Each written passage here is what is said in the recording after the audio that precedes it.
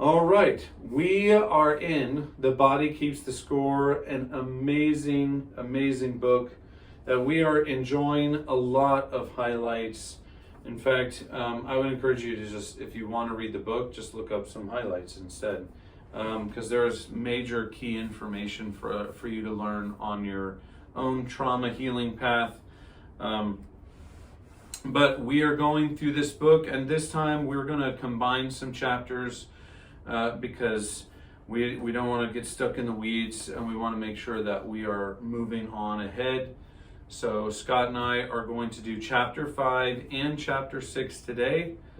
And of course, as always, we will encourage, if you have at any point questions or things you want to talk about, you are certainly welcome to contact Scott, not me. And or we would, of course, just love to talk with you more about it on Mondays. Celebrate Recovery here at Christ Community Church, 7 o'clock in the hub. But we're going to dive into chapter 5 and chapter 6. Yes. All right. So why don't you kick us off? Yeah, and I will just add to that, if you are, a lot of this book centers around trauma. Yeah. And not everyone who is going through recovery necessarily has been through trauma per se, though probably many of us have had traumatic experiences. As we have in the beginning, I would just throw out a small caution. Some of the book goes into great details. He talks about some of his clients. Yeah. And if you're going to read it, it is an amazing book. Just be aware there's some sensitive issues in there. So chapter 5, the one thing that jumps off the page to me from my notes, from reading and listening to chapter 5, especially as it relates to recovery, is this point. He says, Dr. Vanderkook says, to put social relationships front and center for healing. I mean, that was so striking. That's certainly what the scriptures teach. It's what we teach at Celebrate Recovery in the forms of small groups, open share groups, step studies, accountability partners, sponsors, friends, right? It's all that. And here's a book saying that really neuroscience, in this case the study of trauma, is leading to the same conclusion. We have to put social relationships front and center for healing. So that was one of my main takeaways from chapter 5. I know he gets into the visceral sensations that we experience when we've been through trauma. Our gut and our brain is connected. He says it again and again. Right. In fact, he quotes various authors who say they're arguably our two most important organs. Yeah. Which I would have always thought that about the brain, not necessarily the gut, but they are directly connected through the vagus nerve, I believe. So anyway, anything stand out to you about chapter 5?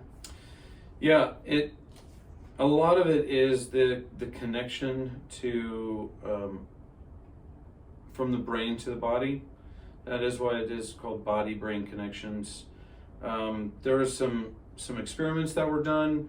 They did some experiments on some animals and found out that after exposure to extreme stress, animals find a new internal equilibrium different from the previous organization of their internal, he says, housekeeping, which is mostly what usually is a natural way of thinking about sorting out your safety, sorting out food. Housekeeping is kind of like just the things that are natural parts of your life. But he's saying that undergoing stress changes the fundamental way, even the starting point from the way it should be. Even going so far as to say, where is it?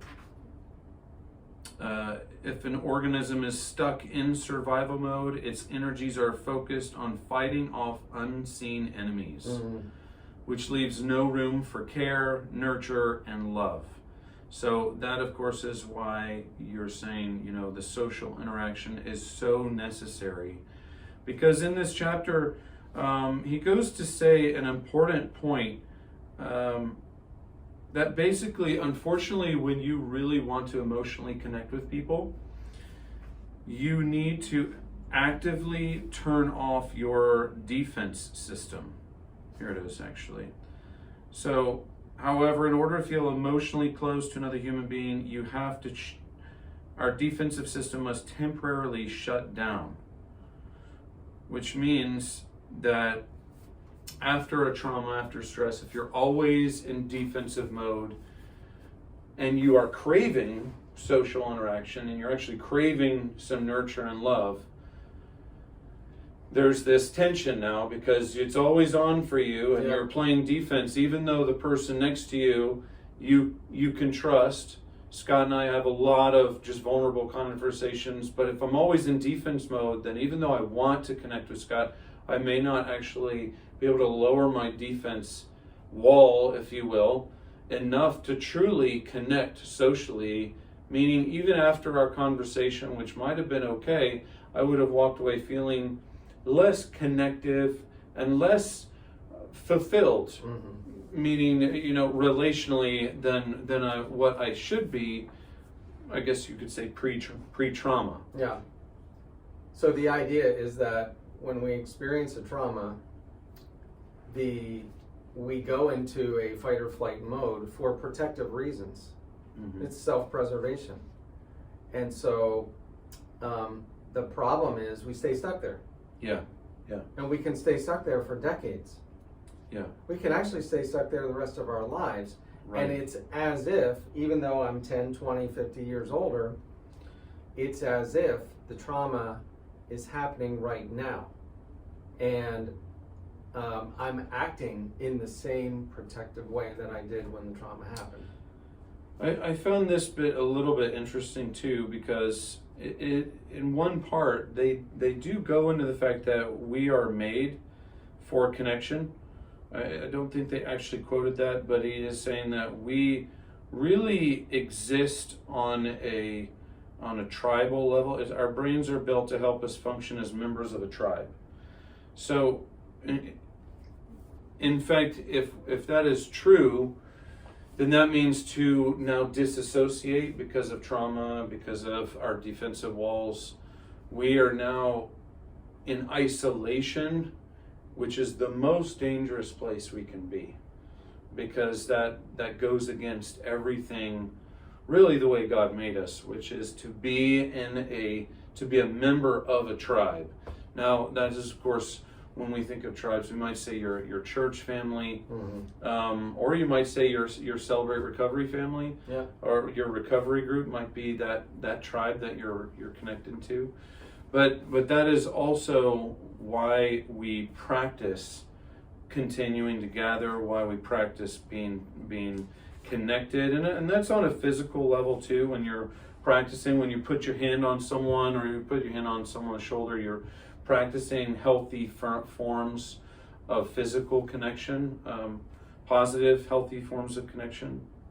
He also said in chapter 5 that, and I thought this was so interesting, the reciprocity, yes, the feeling of safety from another person leads us toward healing. So if I feel safe in somebody else's presence, I'm at least on the path towards healing.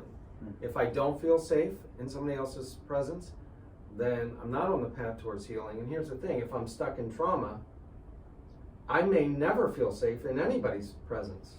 Because I haven't learned that, okay, I know Nathan enough that he's a safe person to be around. Because we might say I don't let my guard down. Right. But in reality, he's saying, well, that's coming from a past trauma. So you have to kind of manually reset certain systems. Trauma threw a switch, and you kind of have to recalibrate the engine, unfortunately, and it feels like it takes more work, because it kind of was a fail-safe switch, if you will, during trauma, whether it was defense mechanisms or the fight or flight, those kind of systems.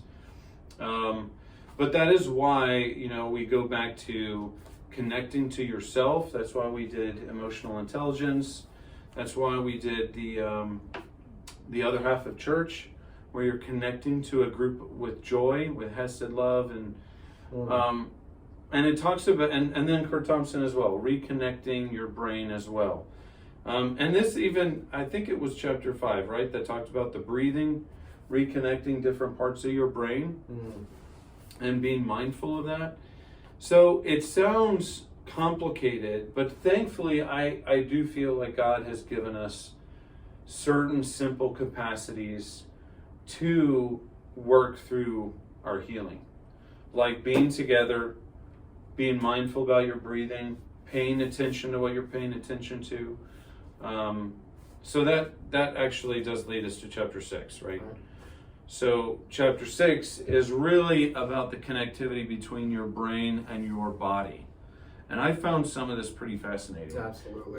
That some people lost so much connection to their body that they couldn't tell what they sometimes were holding in their hand if their eyes were closed. And he would do that in his therapy. He'd say, close your eyes, and he'd put something in their hand.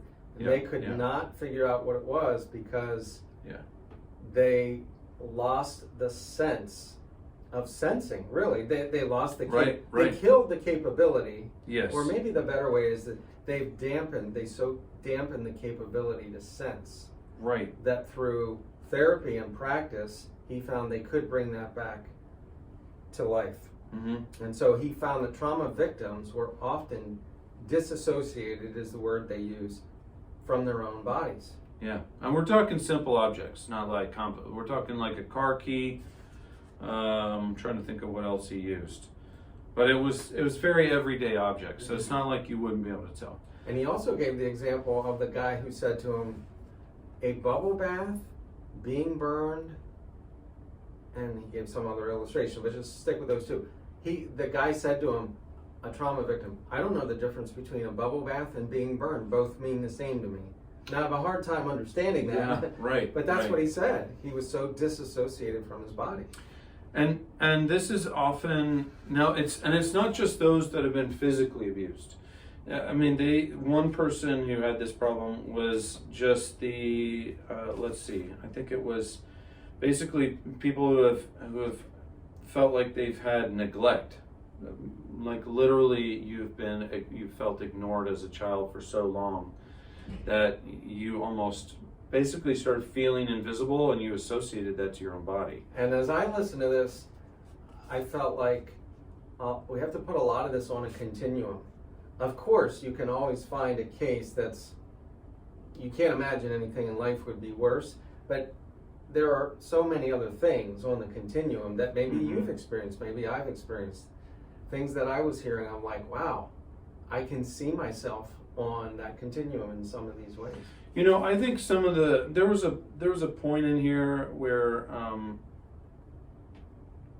I can't remember what it was, but it was also things like being able to feel a sense of connection during like a major family dinner. You were almost disembodied. They didn't use that word, but the disembodied was you were there, but you weren't really there. You're there physically, and you see people laughing and having a good time, but it almost doesn't mean anything to you. Like you don't have the urge to laugh. You just kind of feel dead inside. And the argument is we have so suppressed that from various traumatic experiences, or we may have. Right. That in day-to-day, and it's not like we're completely unable to recognize that. Obviously, people are recognizing, and maybe as you listen to us, you're like, wow, I can kind of see some of myself in that. Mm-hmm. You are able to recognize, right, if I see Nathan tell somebody else a joke, and he tells it to both of us, and they laugh hysterically, and I'm like, doesn't mean anything to me. Right. Again and again. I'm able to say, wow, I wonder why I don't find that funny. Right? And so these people are going to him over time and saying, something's not right with me. Yeah. They are noticing that they are disconnected to their body. And unfortunately, we know that part of the healing means you need to actually reconnect with your body. In fact, it does say so here's one line. In an effort to shut off terrifying sensations, they also deaden their capacity to feel fully alive. But over here, it's basically saying the more that you can feel what your body is feeling and befriending it, the more you are able to move towards healing. Right. So feeling what we're feeling, thinking what Kurt Thompson would say, Right.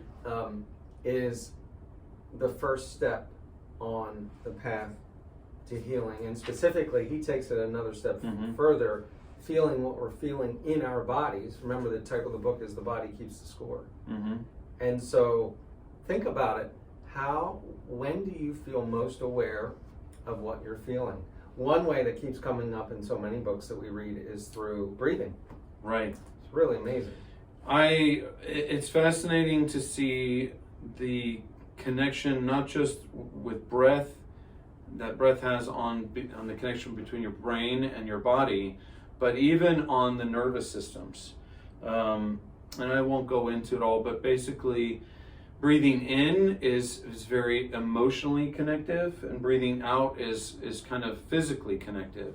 And it's kind of activating these two different forms that is part of the now bridges that we're trying to recreate. Yep. The sympathetic, right? Parasympathetic. And the parasympathetic. And he does talk about yoga being a very physical practice, and my wife does some yoga practices, and I think what it does for people is very mindful to, when you are paying attention to how your body is moving slowly, how your breath is moving in and out, you're kind of moving your thinking away from just this very top, you're a brain on a stick, and it's now fully connective. Like, pay attention to what your legs are feeling in this motion, and that's very healing when it comes to reintegrating the sensations in your body again, because it does talk about the fact that if your brain doesn't allow for certain emotions, your body will feel them for you. That's right. Without actually you realizing. I found it pretty amazing. They were saying something about asthma and how a lot of asthma is actually related to trauma. Yeah. And the children didn't have words to express the emotion behind the trauma, so their bodies were just feeling it for them through asthma, which was more like, I almost thought of it like panic attacks. Yeah. But it was such an ongoing thing that they just call it asthma. Yep. Direct correlation between kids that have asthma and kids who have experienced trauma. Right. So the body really does keep the score. Pretty amazing. It does. And how much, like Kurt Thompson, we can reintegrate our bodies without shame, and kind of teaming it up with the way our brain is working is really about being fully alive. They even say somewhere in here about learning how to be fully alive, fully present, and how you said as well, how breath does that too. Paying attention to your breath. You can't breathe in the past, you can't breathe in the future. That's right. And so it's just an amazing realization that for Celebrate Recovery, it's not about, I hope you hear this the right way, it's not only about overcoming something negative, but it's about reaching something that is ultimately what God wants for us, which is to be fully alive, fully connected once again, just how he says, be connected with me. So, and be connected with others. And right. That, I think of Hebrews 10, 25, 26, 27. We read that, don't forsake assembling together. Yeah. And in the Western mind, we may be tempted to think of an immediate attendance chart. Like, we'll get to heaven and God will have an attendance chart of our church attendance. But when you read it through this lens of the power of connecting with another person, right, you see it much differently. Yeah. God's saying, get together with other people, because that is the path. It's messy. It can often be messy, but that is the path to healing. Right. Right. I think that unfortunately our education systems have taught us it's very brain centered, very information centered, and we carry that into our adulthood, realizing now that's not actually the way. Mm-hmm. That we are not supposed to live just by the brain, but very, very connected and very aware of our body, and then aware of the relationships and connections we have. So all right. So that's chapters 5 and 6 from The And Body that- Keeps the Score. section 2, right? Yes. Yeah, part 2. And that was really brain on trauma. And I mean, it was a great section. I would encourage definitely to look at some of these things as just kind of the why behind recovery, why things are said, why things are done a certain way. So, yeah. So next time we'll do. Next time we are on part 3, and that is really about children. Yes. Which you might think, well, I'm not a child anymore, but we're talking about really development. And it's a great, a fascinating look at the way really we were supposed to naturally develop, and what the interruptions in that development did or did not do for us. So we look forward to seeing you next time, or connected at Celebrate Recovery, and we'll see you then, guys. See you later.